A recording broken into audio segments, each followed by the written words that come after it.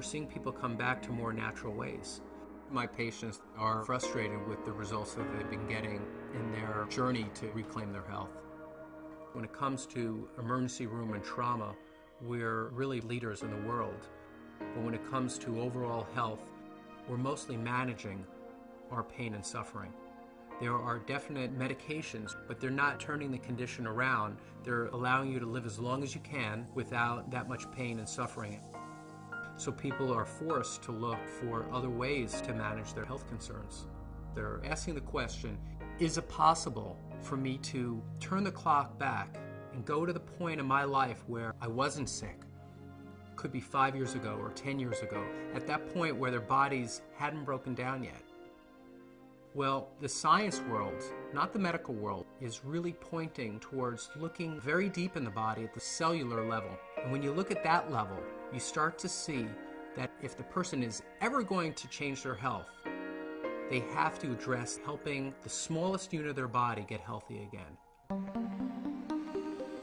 Normal cells perform many functions essential to maintaining good health. They must be able to take in nutrition and eliminate waste or toxins.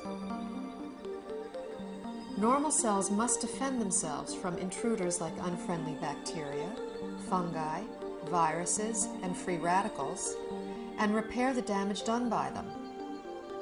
In addition, cells must work together as a team, communicating with other cells to achieve optimal organ and immune system function.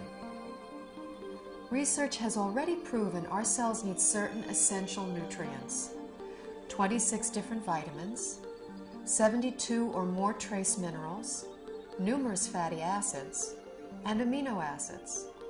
Since our bodies don't produce these, we must get them from our diet.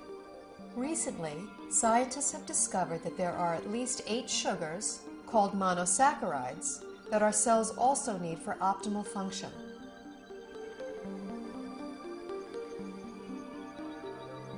Inside cells, these sugars combine with protein strands and form complex structures called glycoforms. The exterior of a healthy cell is covered with a dense forest of these glycoforms. Glycoforms can exchange infinite combinations of information depending on their shape and charge. Glycoforms are present on the surface of all cells and actually prevent viruses, bacteria, and other enemy cells from entering a healthy cell by blocking the entrance to the cell's surface. Glycoforms can hold on to an enemy cell until an immune system cell can arrive to destroy it. Healthy immune system cells can also accurately identify normal cells and not interfere with their function. Cells covered with glycoforms enable clear and accurate cell-to-cell and system-to-system communication, creating an information superhighway within the body. Glycoforms play a vital role in every human physiological process: immune system response, tissue regeneration, cell replication, growth, and structural stability. They are even responsible for the attraction of sperm cells to an egg cell surface to foster fertilization.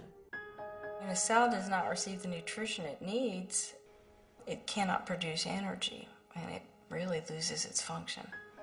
Healthy cells don't function optimally without glyconutrients. That's all there is to it. We now know how important these 8 sugars are to human health. The problem is, only 2, glucose and galactose, are readily available in our modern diets. A fraction of these other 6 sugars can be gotten through diet, but modern agricultural methods, food processing, widespread use of toxic pesticides and chemical fertilizers have all but eliminated them from our food supply.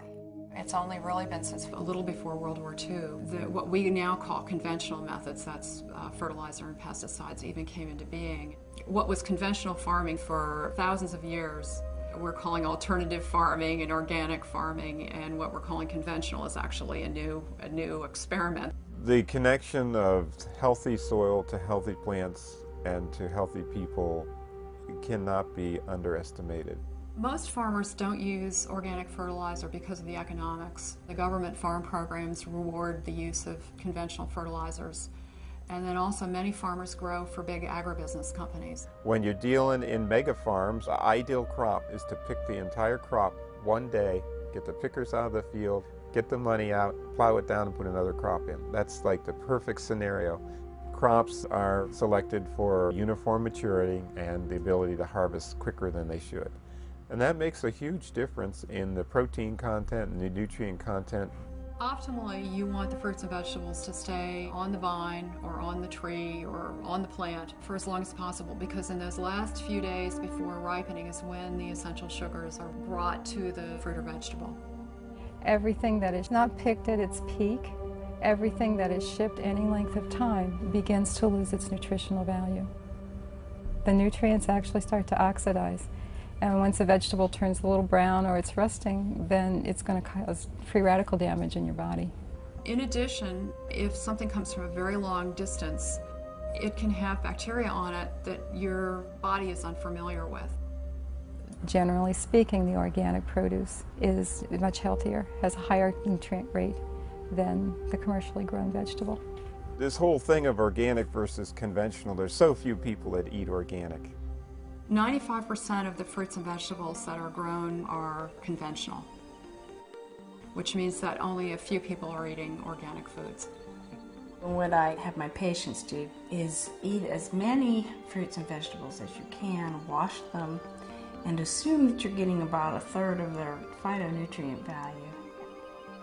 I compared nutritional content of food from 1982 with what statistics are for 1999. I was amazed at the nutrient decline in many fruits and vegetables. Overall, it was an average 25% decline in nutrition across the board. That is staggering. It's shocking. If we are losing 25% of our nutritional content in 20 years, what are we going to have in 20 years from now and 20 years down the road? Pretty soon we're going to be eating water and a little fiber, and that's going to be it. The body, to an extent, can make glyconutrients. That's the job of the liver. However, that is an emergency mechanism, and we're making our own glyconutrients. It's basically a state of starvation. If you don't have enough of the right type of sugars, you have faulty processing. With the faulty processing, things can go wrong. Without vital sugars and a variety of other micronutrients, cells cannot create glycoforms. The result is a breakdown in cellular communication and immune system response. Depleted cells are unable to defend themselves effectively, so cell structures can be damaged and are not effective in healing and regenerating. In this weakened state, cells cannot communicate effectively, compromising the body's ability to identify problems. They are also unable to destroy pathogens such as viruses, bacteria, and fungi, and cannot identify mutated cells so the immune system can eliminate them. For example, when a person suffers from an autoimmune disorder, their compromised immune system may respond inappropriately and treat altered normal cells as intruders and destroy them. It may allow mutated cells to proliferate, or the immune system may not respond at all, leaving the body extremely vulnerable to many types of infectious agents. Because they're not getting everything they need from their diet, people are doing one of two things. The first thing they do is nothing, and many people are ending up with chronic diseases, or they're getting sick more often. Their health is somehow degraded as a result. And other people are using supplements, including supplements of sugars. We need to eat the right foods to make the right structures to have optimal health. There's a break in the link here because we can't get that food anymore in today's modern diet. Therefore, there's a need to supplement with a type of nutrient called a glyconutrient. When I first learned about these glyconutrients, the concepts made sense to me, but I was very skeptical about using them.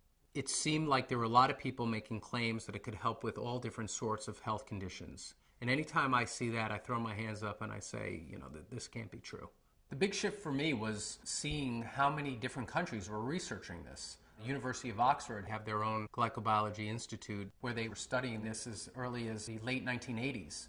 Countries all over the world, Japan, Germany, Switzerland, Finland, New Zealand, Australia were looking at these nutrients and their clinical application, as well as in the United States at Johns Hopkins, MIT, University of California, Irvine.